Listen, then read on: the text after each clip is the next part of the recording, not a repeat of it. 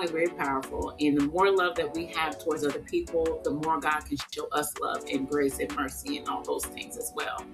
So I've said a lot. Again, this is kicking off our love series for the month on this entire channel. I want to invite you to reflect with me and think about what love looks like in your life, and where might God be inviting you to let his love reshape how you show up, or what does love that looks like Jesus mean to you right now? Talk about how weight loss changed my confidence and how it didn't. This is what I mean. Weight loss gave me confidence in my discipline, but God's love gave me confidence in my sustainability, right? So my confidence didn't disappear when the plan changed.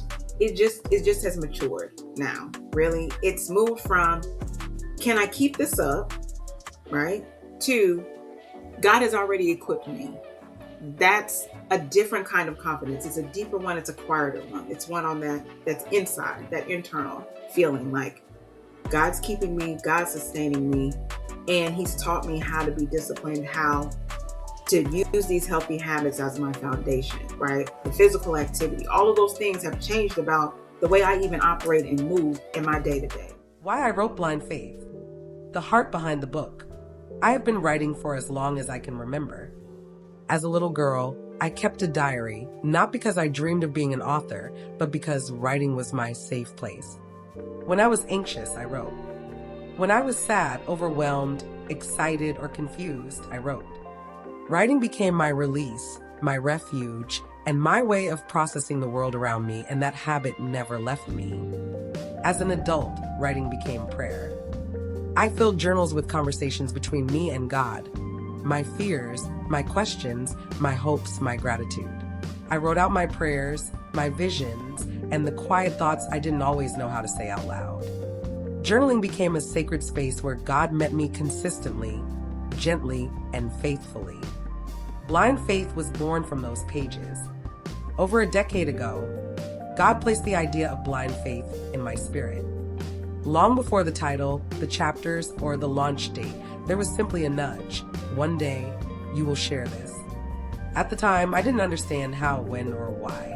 I only knew that my story, marked by pain, growth, restoration, and God's unwavering presence, was not meant to stay private forever. I wrote Blind Faith for anyone who has ever felt unsure, but kept walking anyway. Trusted God while wrestling with fear, wondered if their past disqualified them, or needed proof that God still works through broken places. This book exists to remind us that God wastes nothing. Not pain, not waiting, not detours, and certainly not your story. Blind Faith officially launches on my birthday, February 10th, a date that marks not just the release of a book, but the fulfillment of a promise God planted in my spirit years ago. This is more than a book launch. It is the release of my testimony. I'm in the season of yes. Hopefully you all understand and can relate to that. But I'm definitely in a season of yes, Lord, right now.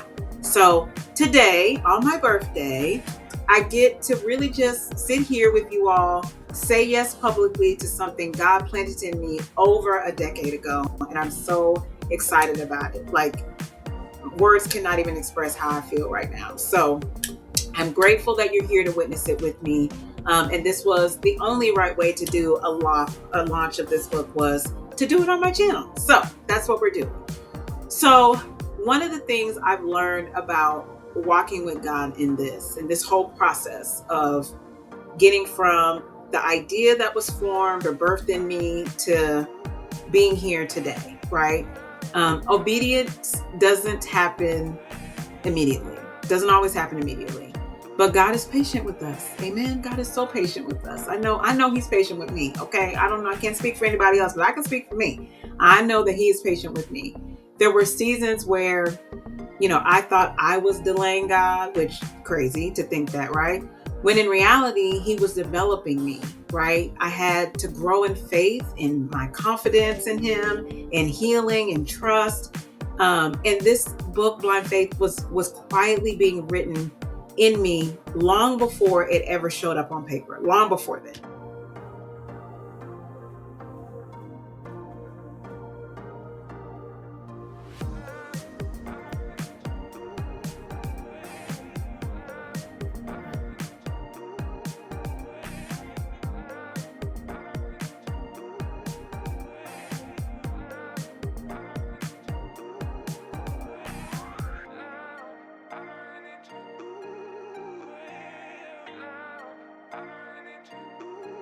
But I think at this our stage in our marriage, we've just learned that it's better to go to God than try to do things ourselves. God did in the season when we were just focused, when we were trying to be realigned with each other.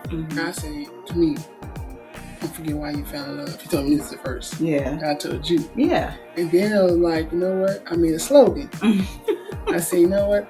I love enough to be patient with you, and I'm patient enough to love you. Yeah. And when you keep thinking about it, be like, oh. It's true. It's different. It is. It is true, right? And it's definitely leaning on God. And I think the most important thing is not to forget why you fell in love. And I always bring it back to we fell in love when we were focused on God first. Well, hello, dear hearts, and welcome back to the Lola Gets channel, where we talk about faith, love, and GLP-1s. And tonight is a very special night because I have a special guest on Valentine's Day, and we're going to talk about. Elliot, we're recording. The light is on. I don't think I'm digging my nose. Why are you digging in your nose? Why am I blurry? Who's more dramatic? I think you are. To me, I think you are. Maybe we both are in our own way. I mean, dramatic though. I feel like you're dramatic too. That's dramatic. Yeah. Like, I don't. That's dramatic. Yeah. I don't think either of us are like dramatic. Like, yeah, what degree of dramatic are we talking? We can be dramatic. We can be dramatic. Okay, I would say we have doses of dramatic. Okay, we'll agree to disagree. We have doses. I like that.